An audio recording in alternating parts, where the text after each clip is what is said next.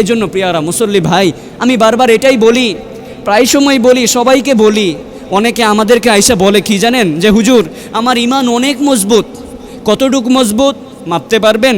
আমি বলি না ভাই, তবে আমি আপনাকে একটা কথা গ্যারান্টি দিয়ে বলতে পারি, আপনি যে আমাকে বলেছেন আপনার ইমান অনেক মজবুত, আপনার ইমান কতটুকু মজবুত একটা পরীক্ষা করা যাক।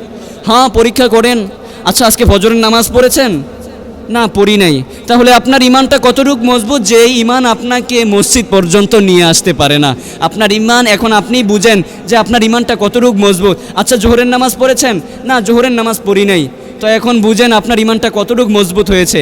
আসরের নামাজ পড়ি নাই, কী করেছেন? কাজ করেছি। মাগরিবের নামাজ পড়ছেন? না, পড়ি নাই, ঘুরেফেরা করেছি।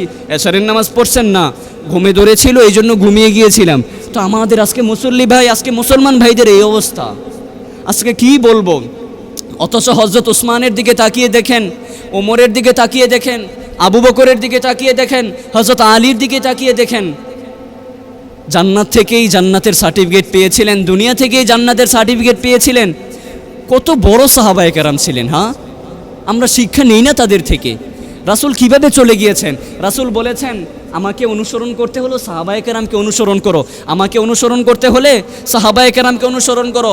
সাহাবায়ে কেরাম বলে গিয়েছেন, আমাদেরকে অনুসরণ করতে হলে তাবে তাবিঈন, আইম্মে মুস্তাহিদিন, আকাবিরদেরকে অনুসরণ করো। আর রাসূল নিজে বলেছেন যে যদি আমাকে অনুসরণ করো, কুল আতিউল্লাহ ওয়া আতিউর রাসূল, আরে উম্মত যদি আমাকে অনুসরণ করো আল্লাহকে অনুসরণ করা হবে। আর যদি আল্লাহকে অনুসরণ করতে পারো উম্মত, আমি 100% গ্যারান্টি দিতে পারি তুমি জান্নাতি, আর তোমাকে জান্নাত থেকে কেউ ঠেকাতে পারবে না।